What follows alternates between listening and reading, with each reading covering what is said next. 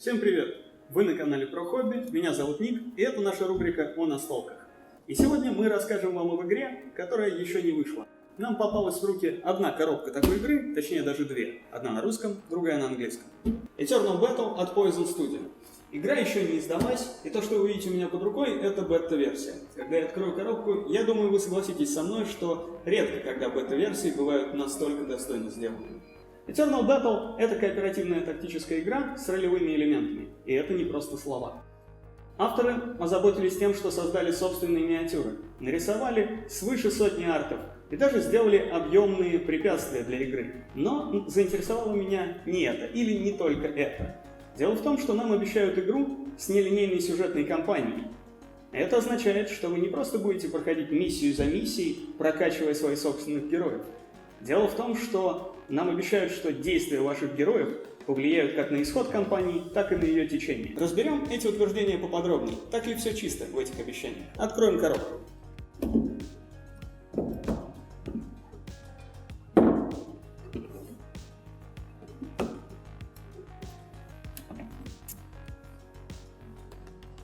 Начнем с того, что просто оценить. Это арт и миниатюры. Над артами к игре работало несколько человек, и мы можем увидеть, что ребята не уронили планку. Мне также понравились некоторые дизайнерские ходы, о которых я расскажу позднее. И изображения героев, и изображения врагов сделаны качественно и достойно, а 60 с лишним неповторяющихся артов для снаряжения героев выполнены в качестве, которое я бы ожидал от какой-нибудь крупной студии, и уж никак не от инди-проекта. Подробней о том, что внутри. У нас есть 3 двухсторонние карты врагов с артами наших противников. 81 карта снаряжения. Каждая бережно оформлена и относится к одному из 4 типов снаряжения. Отличаются они рубашками. Как я уже говорил, более 60 артов было нарисовано для снаряжения героев, так что повторяющихся карт совсем немного. 20 двусторонних карт способностей персонажей. Цвет и символ на карте позволяет вам легко отличить, какой герой может выучить данную способность. 20 карт тактики. Эти карты описывают поведение врагов в игре. И ребята с вдохновением подошли к оформлению рубашки этой карты. Двухсторонняя карточка босса. 4 планшета героев, которые нужны для удобства игрока. 4 двухсторонних карточки героев. Каждая содержит не только необходимые характеристики персонажей и их изображения, но и краткую историю персонажа на обратной стороне карточки. Двухстороннее поле. С одной стороны мы видим степь, а другая сторона – это каменистая местность. Судя по всему, сюжет заведет нас в горы. 37 двухсторонних жетонов, которые мы сможем встретить на поле боя. 32 жетона статусов. 11 жетонов инициативы с портретами врагов и героев, с полсотни жетонов ранений, куча цифровых жетонов, 5 десятигранных костей, трек инициативы с подвижным маркером раундов. Нашей команде понравилось оформление, но давайте перейдем к более животрепещущей теме. К миниатюрам. Что же Poison Studio может предложить нам, избалованным потребителям в этом вопросе? Начнем с героев. Первый персонаж, который попадается нам на глаза, это сэр Реджинальд фон Эрхе. Суровый рыцарь, непреклонный и бесстрашный, даже перед лицом врага, превосходящего его по силе. Реджинальд не снимает свой шлем почти никогда, ибо, как известно из его истории, огонь изуродовал его лицо еще в детстве, когда тот спасал из пылающего поместья свою 3-месячную кузину. Контрастирует с ним характером, но не качеством миниатюры, Маргарита Вархейт. Жизнерадостная и обаятельная волшебница, является магом первой ступени и на высоких уровнях способна обрушить на врагов огненный ад. Хотя старайтесь не ставить ее в первый ряд без веской причины. Ларс Штайнер. Охотник и следопыт из фрейвертских лесов. Пожалуй, самый ловкий и быстрый член отряда. Виртуозно обращается со стрелковым оружием и имеет пару интересных трюков в рукаве. Он может и не самый непорочный человек на земле, но и у него есть свои принципы и понятия. И, наконец, Агнетта Лихтцехен. Женщина-храмовник, суровая и между тем привлекательная героиня со сложной судьбой и несгибаемой верой. В равной степени хороша как с оружием в руках, так и с молитвой на устах. Сдается мне, ее фамилия не просто совпадение. Лихт по-германски означает свет, а Сехен – видеть. Врагами же наших героев будут гноли, гиеноподобные гуманоиды, варварские племена которых разоряют пограничье Фрейвертского герцогства. Для начала представим вам воинов-гнолей, мародеров и налетчиков. Как видите, фигурки хорошо детализованные, и каждый гноль имеет свой порядковый номер, указанный на его щите. Твари вооружены тесаками и топорами и злобно скалятся на наших героев. Перейдем к стрелкам. Скауты и лучники гнолей несколько меньше в размерах, но на то они и стрелки. Поза показывает врага в движении, когда тот тянется за новой стрелой. Вы легко сможете разглядеть, что и эти ребята имеют свой порядковый номер, но он указан на наплечнике стрелка. И вот самый страшный из тех, кого мы встретим в игре – элита гнолей. Фигурка внушает. Посмотрите на нее в сравнении с рыцарем. Более бронированный, более мощный, чем его сородичи, этот гноль будет грозным противником для героев. И дизайн миниатюр, и их детализация меня порадовали. Но давайте теперь перейдем к дополнительным элементам. Чтобы оживить карту, ребята из Poison Studio создали отличные препятствия. В нашей коробке есть 8 небольших камней, 6 средних завалов, 3 нагромождения валунов и, приз за изобретательность лично от меня, 4 баррикады. Все это позволит вам не только оживить местность, но и выдержать атаки превосходящего числа врагов, если вы, конечно, правильно воспользуетесь ландшафтом. Общую оценку того, что мы с вами увидели, мы подведем в конце этого ролика. А сейчас самое время оценить то, что нельзя увидеть глазами, то есть играбельность данного проекта. У меня просто руки чешутся посмотреть, что же это за ролевые элементы и нелинейный сюжет. Игра проходит на уже известном нам игровом поле, разделенном на клетки. Игра делится на миссии. Все миссии разные. В них разные цели, разные враги, разное поле боя, ландшафт поля боя, наличие и отсутствие важных объектов и так далее. В игре есть режим одиночной миссии, в котором игроки могут просто пройти один из понравившихся им боев. Но в игре также есть режим сюжетной кампании. Этих кампаний в базовой коробке 2. Именно они, по большей части, меня и интересовали. Но начнем мы все же по порядку. Основной геймплей представляет собой сражение на разлинованном в клетку игровом поле. Но бои будут идти не друг против друга, а против группы врагов, управляемых самой игрой, а точнее карточками тактики, которые отвечают за поведение противников. Враги способны на многое, так что если их недооценивать, быстро сметут вашу группу с лица земли. Игрокам придется поработать в команде, чтобы достичь успеха. Мне лично почему-то все это сразу напомнило Final Fantasy Tactics, Tactics Ogre или Shining Force, а заодно и D&D в коробке. Вроде старая добрая олдскульная тема, но со своими фишками. Герои разные и со своими вариантами прокачки. Потестив игру, мы не нашли в них каких-то особенных перекосов в механике, то есть в игре нет заведомо выигрышного способа прокачать своего героя. Все способы имеют те или иные преимущества. Каждый герой по-своему хорош и полезен, самого крутого среди них нет. Игра имеет достаточно рандома, чтобы не превращаться в шахматы, но и не угробит ваш хорошо продуманный тактический маневр одним плохим броском кубиков. Здесь у меня к балансу вопросов нет. В бою очередность хода зависит от положения существа на треке инициативы. Самые быстрые и ловкие ходят первыми, а учитывая, что тактика врагов известна с самого начала раунда, то успеть помешать планам противника порой очень важный момент. Хотя, если ваш герой хочет отложить свой ход, то он вполне вправе это сделать. В свой ход герой может сделать несколько вещей. Чаще всего можно подвигаться, атаковать и использовать спецспособность в любой последовательности. Это спасает игру за лечащего или другого саппортящего персонажа от превращения в ходячую аптечку. Обычно возможностей достаточно много, чтобы игра не была монотонной, а уж тактическая составляющая позаботится о том, чтобы вам не было скучно. Кампания представляет собой несколько миссий, связанных между собой с сюжетом. Но самое интересное в том, что сюжет целиком зависит от выборов и действий игроков. К примеру, кампания «Шакал у пограничья» можно пройти за 4 миссии, но в самой кампании их 12. Учитывая это, плюс разные направления прокачки персонажей, вам потребуется много раз, чтобы исчерпать возможности хотя бы этой сюжетной кампании. В зависимости от вашего выбора, конец у этой истории разный. Да, и важный момент. Если вам совсем уж не интересно проходить первые миссии кампании, и вы уже почувствовали себя настоящими героями, вы можете начать любую из двух кампаний не сначала, а с интересующей вас миссией. В игре есть правила, позволяющие вам это сделать. Так что хоть сразу переходите к финальной схватке. О сюжете я бы сказал несколько слов поподробней.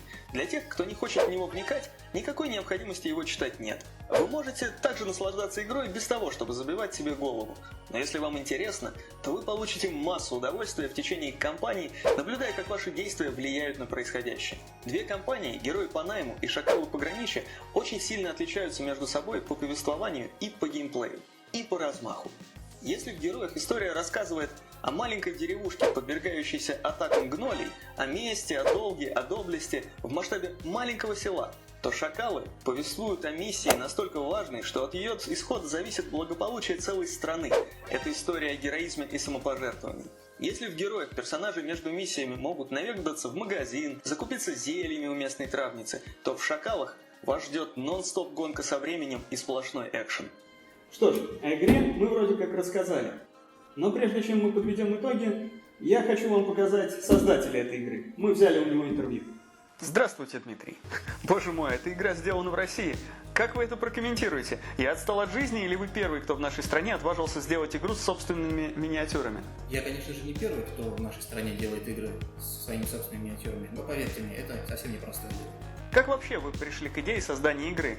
Почему настолка? Почему фэнтези? А здесь все на самом деле достаточно просто. Я много лет увлекаюсь настольными играми и варгеймами, и как и большинство игроков, в какой-то момент пришло желание сделать свою игру. И появилась возможность. А фэнтези, просто потому что это мой любимый жанр. А почему именно тактическая игра? И почему кооперативная? На самом деле жанр тактической стратегии мне глубоко симпатичен. Помню, как еще в детстве я играл в такие игры, как Shining Force, Tactics Ogre, Final Fantasy Tactics. Мне это тогда приносило большое количество удовольствия. А кооперативная игра, наверное, потому что в большой компании выполнять совместные задачи гораздо веселее и приятнее. Откройте секрет. Что было самое сложное в проекте? Над чем пришлось больше всего хлопотать? На самом деле сложностей было действительно очень много, но самое сложное было это собрать команду единомышленников, и я уверен, что мне это бесспорно удалось. А сложные моменты, которые возникали, это моменты любого творческого проекта, они преодолимы. Их еще будет достаточно много впереди, поэтому я не унываю. Ну и теперь давайте о животрепещущем. Это бета-версия. Когда будет полная? Где ее искать? Что касается версий и где искать, даже эта бета-версия сейчас представлена двумя сюжетными кампаниями, где любой игрок сможет полноценно оценить все возможности игры и проверить все наши тактические наработки на собственном опыте. Где искать и где появится полная? Ну, что сказать, мы в ближайшее время собираемся выйти на небезызвестный краудфандинговый портал Kickstarter и там уже представить все наши наработки в полном виде. Также у нас есть группа ВКонтакте, группа в Фейсбуке. В ближайшее время мы запускаем наш сайт. Там можно подчеркнуть много дополнительной информации по нашему проекту. Важный вопрос. А почему вообще стоит финансировать игру? Не проще ли дождаться ее выхода? Что я получу за вливание в нее денег? Ну, во-первых, все те, кто поддержит нас на Kickstarter, игру получат самым первым. Во-вторых, мы так спланировали ветку наград, что поддержавшие наш проект на Kickstarter люди получат самую полную версию игры по самой выгодной цене. И третье, самое вкусное, это эксклюзивы. Могу приоткрыть небольшую завесу тайны. У нас предполагается большое количество эксклюзивного контента для Kickstarter. Это и персонажи, и злодеи, и, естественно, сценарный контент. Будут ли исправления от того, что мы сейчас имеем в бета-версии? Может появиться что-то дополнительное? Исправления и корректировки, естественно, есть и будут. У нас не прекращаются тесты игры, мы скрупулезно собираем информацию от наших тестеров и игроков, анализируем ее, пытаемся ее применить для того, чтобы игра вышла более сбалансированной и менее сырой. Мы не хотим выпускать на рынок сырой продукт, и это естественное желание. Что касается нововведений и дополнений, у нас достаточно большое количество идей, и самое главное, та база, то, на чем наша игра основана, позволяет дополнительно вводить новые элементы, не изменяя ее, что, безусловно, тоже здорово. Ну и напоследок, хотите что-нибудь сказать в камеру? Кого-нибудь поблагодарить? Во-первых, я хотел бы поблагодарить всех тех, кто имеет непосредственное отношение к тому, что наш проект все-таки состоялся и уже фактически вышел в жизнь, в свет. Отдельно я хотел поблагодарить Данилу Журавкова из Клюква Miniatures за то, что он нам сильно помог с нашими миниатюрами, а также Елену Петрову из типографии «Культуры печати» за то, что они ответственно подошли к процессу создания прототипа нашей игры. Спасибо. Было очень приятно встретиться с человеком, ответственным за эту игру. Взаимно. Увидимся на Kickstarter. Ну что ж, перейдем к нашим оценкам. За арт я бы поставил игре 5. Может быть и не с плюсом, но если что-то и резало мне глаз, то оно потонуло в общем море положительных моментов. Дизайн самих игровых элементов был хорош, ну, разве что кроме вот этого. Когда я играю, я предпочитаю, чтобы правая рука у меня была справа, а левая слева. Как объяснил мне создатель игры, предполагалось, что вы смотрите на персонажа, и тогда его правая рука находится у вас слева. Надеюсь, они подправят это к финальной версии. Фигурки. Они отличные. Я не могу обсуждать качество пластика, потому что в данный момент это бета-версия, и я держу фигурку, как мне кажется, из смолы. Но создатели обещают сделать нормальное производство, когда соберут деньги на Кикстартере. Что касается геймплея, то у меня было много времени на проверку. Я даже пригласил к себе своих товарищей для того, чтобы выборка была побольше. И я могу сказать следующее. Игра сбалансирована. Игра очень приятная. С двумя командами мы прошли сюжетную кампанию за боем, а с двумя другими мы проходили их постепенно, несколько вечеров. Игра зашла. Я могу сказать следующее. Она достаточно сложна, чтобы удержать ваше внимание, но не слишком зубодробительна, чтобы у вас разболелась от нее голова. Для меня в настолке главная играбельность. И эта игра оправдала свои ожидания. И еще отдельный плюс от команды ProHobby за непустые обещания. В конце концов, приятно осознавать, что когда кто-то пишет ролевые элементы и нелинейный сюжет, это не просто для галочки. А на сегодня у нас все. Оставляйте комментарии, подписывайтесь на наш канал, рассказывайте о нас своим друзьям. А мы продолжим радовать вас новыми видео о настольных играх, а также держать вас в курсе новых интересных проектов. Пока!